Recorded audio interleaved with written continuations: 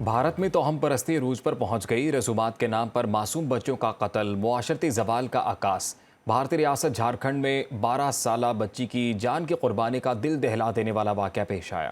مودی کے انڈیا میں گائے کی ذبح کرنے پر مسلمانوں کے خلاف ہنگامہ آرائی، توہم پرستی کے بعد انسانی جانوں کا بلیدان دیا جانے لگا۔ مزید اس رپورٹ میں دیکھیے۔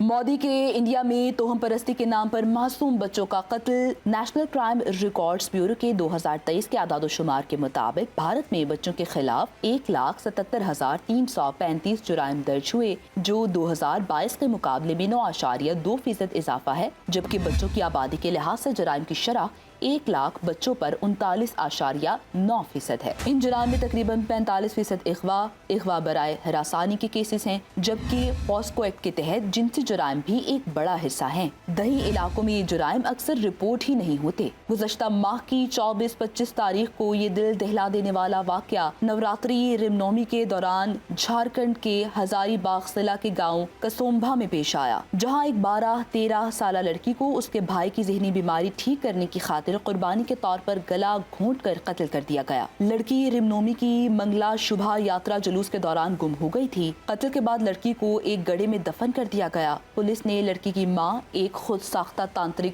شنتی دیوی اور ماں کے ساتھی بھیم رام کو گرفتار کر لیا ہے۔ گرفتار ملزمان نے ریپ اور قتل کا کیس بنا کر پیش کرنے کی کوشش کی، لیکن پوسٹ مارٹم رپورٹ میں جنسی زیادتی کے کوئی آثار نہیں ملے۔ نیشنل کمیشن فار ویمن نے معاملے کی تحقیقات کے لیے پینل تشکیل دیا ہے، جبکہ جھارکھنڈ ہائی کورٹ نے میڈیا رپورٹس کی بنیاد پر خود نوٹس لیتے ہوئے ریاست کی انتظامیہ اور ڈی جی پی کو نوٹس جاری کیا۔ 2024 میں بھی ایک ایسا ہی واقعہ پیش آیا، جب اتر پردیش کے ہاتھرس میں ایک 11 سالہ دوسری جماعت کے بچے کو اسکول سے اغوا کر کے گلا گھونٹ کر قتل کر دیا گیا۔ اسکول کے مالک اور ٹیچرز نے اسکول کی خوشحالی کے لیے تانترک رسم کے تحت یہ انسانی قربانی کی تھی۔ یہ خوفناک واقعات معاشرتی زوال اور بھارتی بچوں کے عدم تحفظ کے عکاس ہیں۔ شہری علاقوں سے لے کر دور دراز کے دیہی علاقوں تک بچے اغوا، جنسی تشدد، قتل اور رسوماتی وحشت کا شکار ہو رہے ہیں۔ ان جرائم کی جڑیں زیادہ تر توہم پرستی اور تانترک عمل میں ہیں، جو دیہی علاقوں کی روایتی عقائد اور سماجی دباؤ سے جنم لیتے ہیں۔